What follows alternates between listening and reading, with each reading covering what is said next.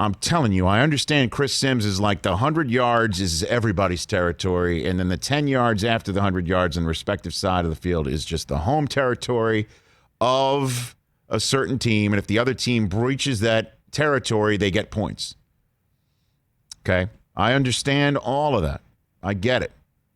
I don't think that a fumble should be totally ignored like it's an offsetting penalty if the ball goes and fumbles it out of bounds. And I understand that you fumble it through the home territory. That should be something, if you will, different. I get all that. But you're not rewarding stupidity for reaching for the pylon. You're penalizing aggressiveness is what you're doing. I mean, that's a fact. And what you're doing is you're rewarding failure of the defense. Why now on a rarest of occasions, you will see a turnover inside somebody's own 10-yard line, right? On the rarest of occasions, you will see somebody throw an interception and they're tackled immediately. Usually if you're throwing an interception from your own end zone, it's a pick six because it doesn't take much for somebody to catch it wherever they catch it inside the 10-yard line and score. Very rare. Sometimes you'll have a fumble inside the 5. I get it. I understand that. But 99% of the time, if an offense is inside somebody's 10-yard line, something has happened to the defense that does not deserve the reward if you get the ball because the ball got fumbled an inch beyond the pylon as opposed to 1 inch in front of it. That's the way I will always look at this. And I'm telling you, as a veteran of being told I was insane the way I was viewing the Tuck rule, which was yesterday the 19-year anniversary of the snow game, as you referred to it, and the rest of every other human being calls it the Tuck rule game. Yeah. I was told over and over again by the then head of NFL refs, Mike Pereira, and all other owners and other members of the competition committee, no, we're not changing that. That Tuck rule's in place for a reason. It's in reason because you want to remove the gray area of when somebody is throwing or passing or running. And I'm like, the whole motion of tucking isn't the line of it is the gray area. You're creating the gray area. The idea of just tucking the ball is the indication that nobody intends to throw it anymore. You're crazy. And then eventually it gets changed. I'm not saying I'm the only one who is saying it. But I had a microphone on NFL Total Access and then my own pod. And I kept pounding away at it and asked Pereira, hey, Mike, was I right about the Tuck rule? I'm right about this one. And I was told yesterday it will be on the competition committee's menu of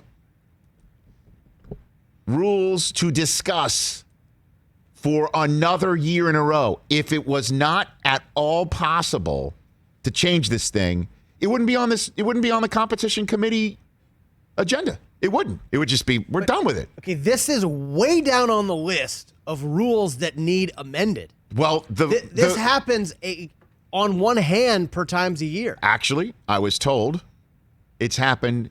You know how many times it happened this year? How many? 2. I know. Here's the thing. It always happens with the whole country watching. And it needs to be changed. Ugh. Dude, if this ever happens in a Super Bowl, look the F out. Look out. What do you mean? It basically did. Look out. Well, it happened in a playoff game. I'm talking about in the ultimate game where 100 million people are watching, and you got to explain to somebody who barely understands fantasy football why the hell that was just no longer the football of the offense. What happened?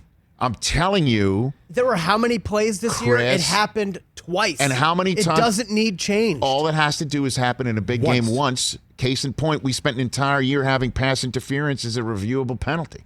But that happens a handful of times per game. I'm just telling you, the onside kick rule is more important. Reviewing, roughing the passer and all those penalties more important. This moment in Kansas City with Cleveland was the convergence of 2 of my penalties that I want, 2 of my rule changes I want instituted.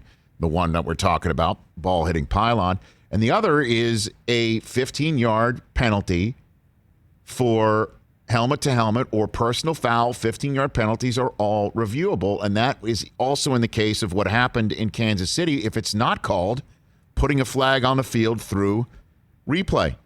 Bang, bang. These things happen. Even Gene Steratore, who's been terrific for CBS, said during, he's the one who comes out of commercial break, and they're showing the helmet to helmet saying this wasn't called. And he basically said, well, there's a lot going on. Ball out, pylon, sideline, touchdown or not. Lots happening. Right. You're not noticing in your naked eye helmet to helmet because defender doesn't see what he hits, and that's a penalty in the NFL. And if this was a rule change that I think should be instituted and was in place, I think it was less than 2 minutes to go in the half, Al Riveron in New York could have buzzed in and said, we're taking a look at it. And people would be like, boy, that's ticky-tack or whatever, but that's a penalty. So the ball would have been Cleveland still, but 15 yards further to the home of the Chiefs, end zone, 1st and 10. Ball still belongs to Cleveland. So in the same way that wouldn't be a fumble right at the spot because it went through the end zone, right, and out of bounds. If it had gone out at the 1 yard line, it would have been Cleveland's ball, and they would have had it 1st and goal from the 1 inch line. And with a 15-yard penalty, half the difference of the goal would be from the half-inch line. You change both of them, and I think you've got a better game. I firmly believe it, and I'm telling you the way things work in the NFL. Owners hear it, and they're like, I don't know about that. Second year they hear it, they go, I still don't really know about that.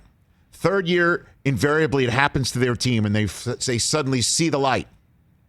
Fourth year, they're like, okay, let's talk about it. What ideas can we come up with? Fifth year, there's another one. 6th year, it's gonna happen. One day, this will happen. Dallas might have a Super Bowl if the catch rule had been different. It happened twice. Factual. All year. Fact, I know that's that. A fact. Twice. I know that. Rules don't get changed for things that happen twice out of thousands of plays. I will take a crisp $1 bill. Oh, Okay, we're the Dukes. We're the Dukes. A crisp $1 bill. Yep. We will place it underneath any of the items that you have on your desk with Del Tufo. Fantastic. A $1 bill, and I will, knock on wood if you're with me, we will be on the Rich Eisen Show the year that this gets changed, and it will be a great moment when you hand it to me in a bathroom. So just like Aykroyd and Eddie trading Murphy? Places. Now you guys are out. I'm definitely Eddie Murphy in the stall in this situation. You also told me Alex Cora would never be the Red Sox manager again. I'm not saying I'm right all the time, but I'm right about this. We'll see. I've been around the NFL block, sir, and I know the way the way the things turn. It takes a long time.